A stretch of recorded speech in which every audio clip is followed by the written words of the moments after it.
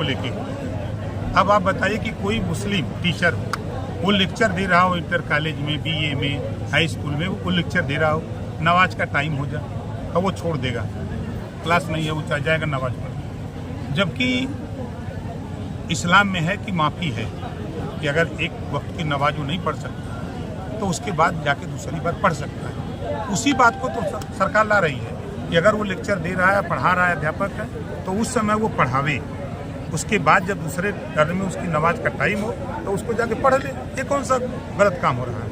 तो वक्फ संशोधन बिल सही कदम है, बिल्कुल सही कदम है, इसको होना चाहिए। जिस दिन आपको वक्फ विभाग वाले पहुंच जाएंगे ना और कह देंगे कि ये मकान हमारा है और डीएम कैसे नोटिस आ जाए खाली करो, तब आप कोर्ट जाएंगे, तब आपको समझ में आएगा कि ये कानून सही है या गलत है। सर, पत्रकारों की बात का आप इतना मुस्कुरा के जवाब दे रहे हैं, आप ही के सहयोगी दल भाजपा के एक मंत्री पत्रकार को देख लेने की धमकी दे रहे हैं, क्या कहेंगे? देखिए, हाथ में 5 उंगली है ना, 5 तरह की है, सबकी सोच अलग अलग है।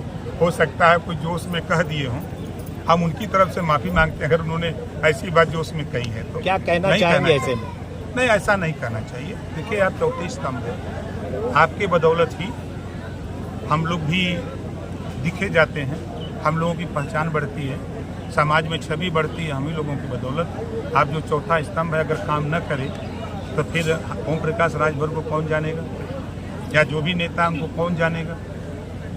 तो इसी नाते मोहम्मद साहब ने भी कहा है कि भाईचारा मिल्लत, उन्होंने भी कहा, गौतम बुद्ध जी ने भी वही बात कही, पंडित दीनदयाल उपाध्याय जी ने भी वही बात कही, वही बात बाबा साहब डॉक्टर अम्बेडकर ने भी कही, वही बात महाराजा सुहेलदेव जी ने भी वही बात कही। सब लोग मिल्लत की बात करते हैं, नफरत की बात होती है। संविधान के अनुसार पत्रकार तो सवाल पूछ सकता है ना? बिल्कुल पूछ सकता है, पूछिए जितना पूछ रहा हूँ हमसे।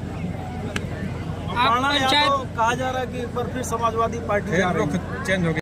22 सीटें हैं वहाँ, जहाँ 48%, 49%, 50% अकेले उत्तर भारतीय हैं। तो ये बात फोरम पर कहेंगे और नहीं मानेंगे तो अकेले लड़ेंगे भी, यो बात है। अच्छा, मतलब एनडीए से अलग जाके? भाई, एनडीए से यूपी में समझौता है कि महाराष्ट्र में समझौता है, बिहार में थोड़ा समझौता है। क्या सीट मांग रहे हैं? अब वो टाइम आएगा तो बताएंगे। तो क्या हरियाणा में भी? नहीं, हरियाणा, महाराष्ट्र और बिहार। कितनी सीट लड़ सकते हैं आप वहाँ पे महाराष्ट्र में अभी तत्काल? अभी देखिए, 22 सीटों पर हम लोग काम हो रहा है, लंबे समय से काम करते हैं हम, आज से नहीं। हमको बम्बई में लगभग 21 साल से हम काम कर रहे हैं, चुनाव भी लड़े हैं। 16,000 मलाक पश्चिमी में 16,000 वोट मिला, 12,000, 9,000, 8,000, 6,000, सबसे कम 4,000 वोट मिला था। चुनाव भी लड़े हैं। कुछ फोरम पे कई बैठक में बात किए हैं सीट बंटवारे को लेके? अरे जब टाइम आई तब ना, खोकी आवे के सवेरे मोबाइल से जाके। लेकिन ये तय है कि लड़ेंगे? हाँ, बिल्कुल लड़ेंगे।